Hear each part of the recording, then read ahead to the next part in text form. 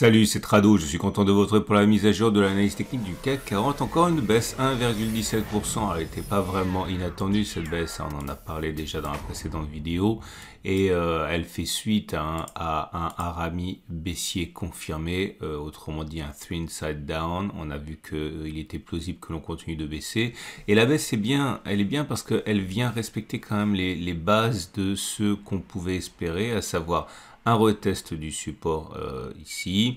Je vous montre rapidement les données horaires parce que j'en ai aux 4 heures en fait. J'en avais parlé la vidéo précédente et j'avais expliqué qu'il était plausible que l'on revienne sur cette zone ici d'ancienne résistance qui a été cassée, qui a changé de polarité et c'est ce qui s'est passé. Alors bon, pour être clair, je ne sais pas du tout si on va s'enfoncer, on va continuer de baisser ou pas, mais en tout cas ce mouvement là est assez clair, c'est simplement une règle de changement de polarité et il n'était pas non plus délirant de penser qu'après cette hausse de 4,2%, eh bien, une consolidation devait prendre lieu et avoir lieu, et voilà, c'est ce qui se passe. Ça remet absolument pas en question le gap de rupture pour l'instant, il n'a pas été comblé, et on peut espérer que cela reparte de l'avant. À noter également que le chandelier japonais du jour, il n'est pas bon parce qu'on termine dans le tiers baissier et que c'est rouge, donc il est probable au regard de cette bougie que la baisse continue. La bougie Aiki-Nashi du moment perd également de sa superbe, comme vous pouvez le voir, puisqu'on était sur un régime de bougie haussière. Là, on a une bougie baissière. Elle n'est pas très baissière parce que vous avez des bougies rouges avec une mèche haute ici, alors que les bougies vraiment baissières sont longues et sans mèche haute. Mais bon, on ne peut pas non plus en faire une bougie haussière de cette bougie. Et à partir de là, une possibilité de la baisse et continuation de la baisse est toujours possible.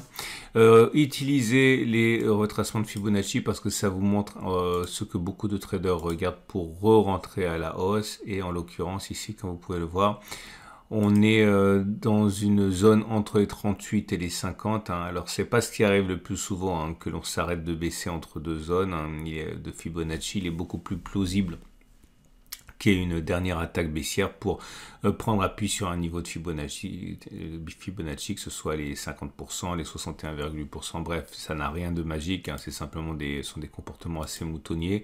Il faudra suivre ça si vous voulez rentrer à la hausse, notamment une convergence des zones d'intérêt.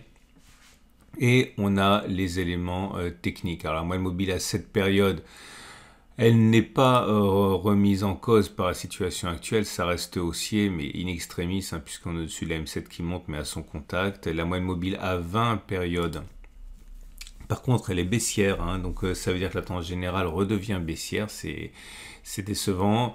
La moyenne mobile à 50 jours également est toujours baissière en dessous, donc la tendance de fond est baissière et la tendance de long terme est toujours baissière également, puisqu'on est en dessous de la M200 qui descend. Je vous rappelle qu'à titre personnel, ce que je pense est envisageable, c'est qu'on ait une réaction épidermique à la hausse et qu'on baisse ensuite. C'est mon scénario principal que vous pouvez découvrir toujours dans le même webinaire IG que j'ai réalisé. Mais depuis le début, je vous dis que je ne suis pas forcément très rassuré par ce rebond. Moi, ce que je vois, c'est quelque chose comme ça.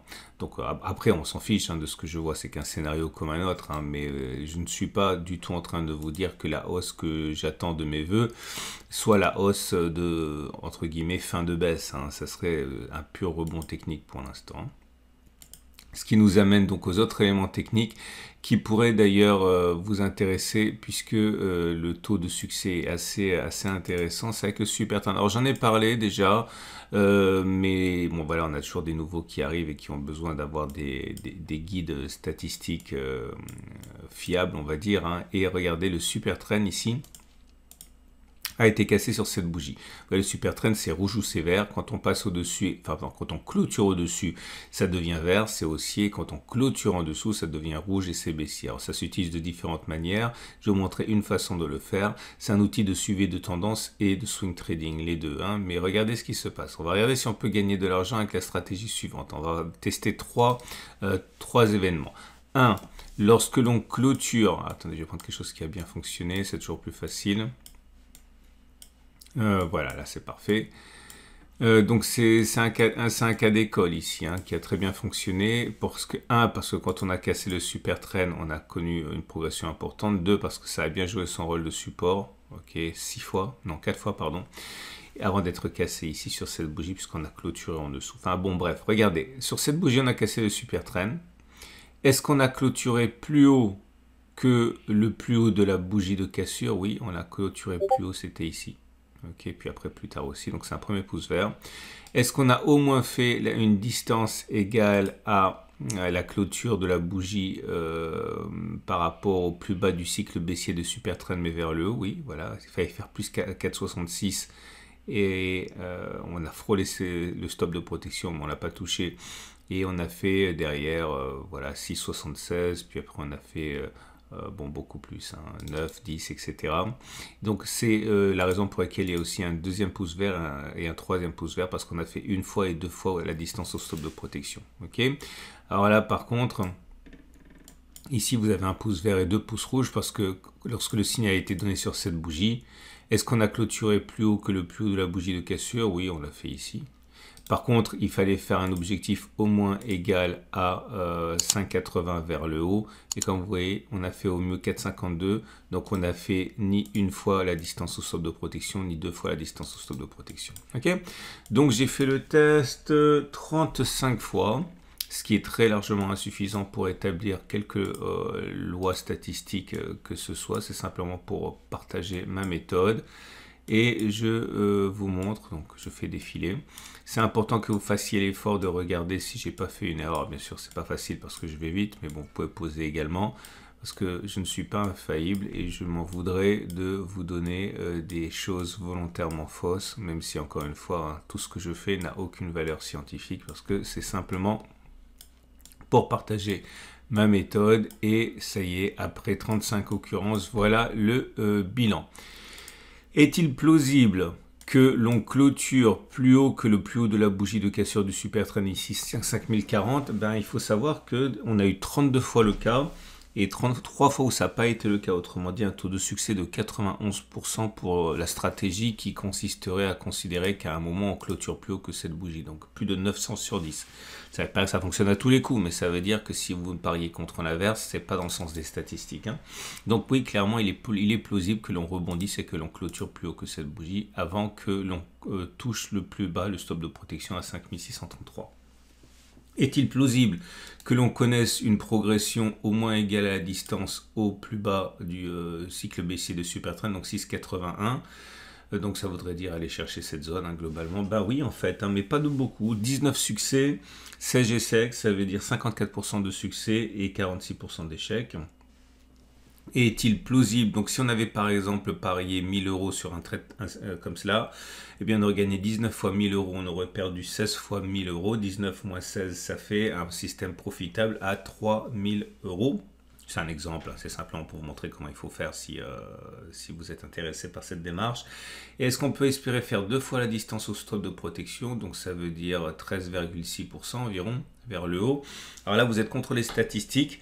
16 succès et 19 échecs, autrement dit 46% de succès, 54% d'échecs, mais c'est plus rentable, hein, c'est parce que vous gagnez deux fois plus, donc ça fait 16 fois 2000, 32 000, moins 19 fois 1000, 19 000, 32 moins 19, ça fait 13 000. Donc clairement, qu'est-ce qu'on peut tirer de ça? C'est que si le test était valable et il ne l'est pas, est-ce qu'on va clôturer plus haut que cette bougie-là? Oui. Est-ce qu'on peut envisager faire au moins la distance au stop de protection vers le haut? Oui, c'est pas délirant. Est-ce qu'on peut envisager de faire deux fois la distance? C'est moins probable. Voilà, j'espère que tout ça, ça vous permet d'avoir des idées un petit peu plus claires par rapport à la stratégie à adopter. Ce qui nous amène donc au trade du jour, mais juste avant. Et le coup de projecteur du jour, ça y est, c'est fait. Après avoir résisté 2 mois, j'ai finalement décidé de faire le grand saut. Le cercle très très privé des tétradosauriens passe sur Discord.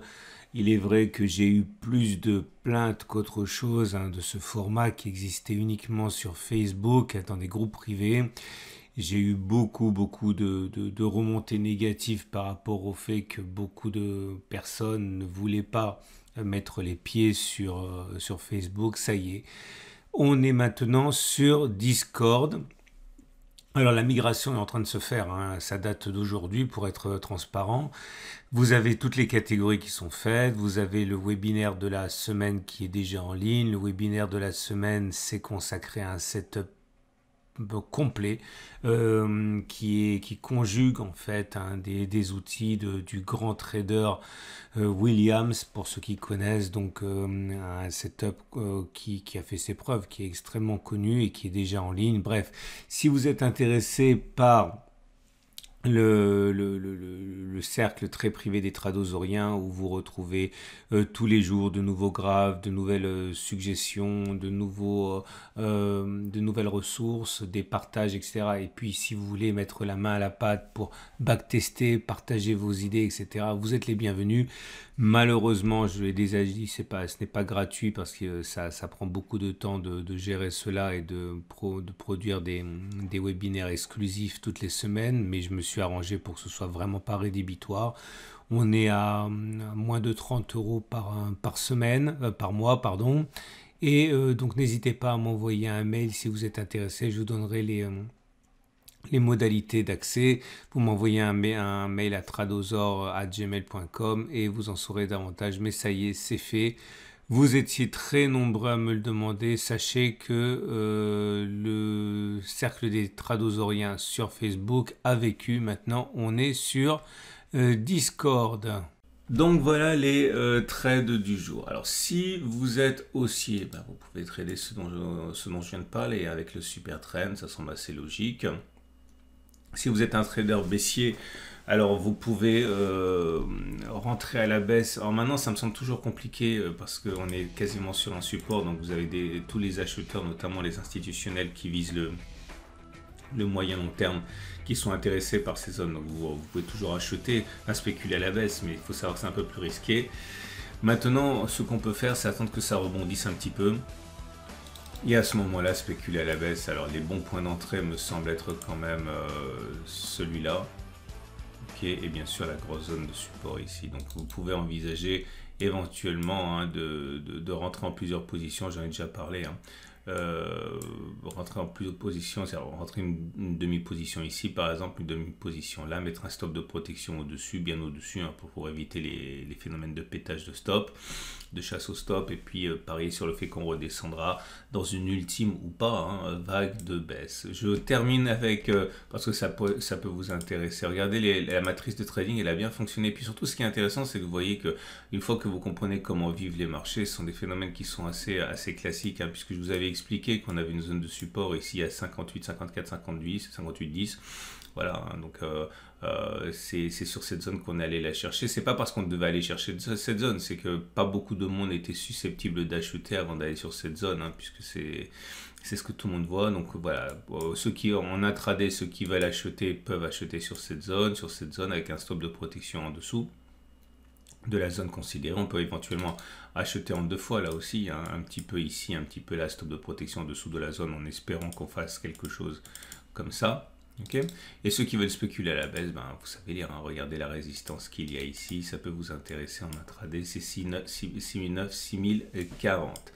Voilà, je pense qu'on a fait le tour, je vous souhaite une excellente journée, vous avez plein de vidéos à regarder, notamment l'or, dès demain vous avez la préparation de la semaine de trading, vous avez l'investissement en accumulation rationnelle des cryptos, bref, beaucoup de choses, et puis je vous invite vraiment à considérer de rejoindre le cercle des tradosoriens maintenant sur Discord pour ceux qui veulent avoir accès à tout un univers de nouveaux services. À demain pour plein d'autres vidéos.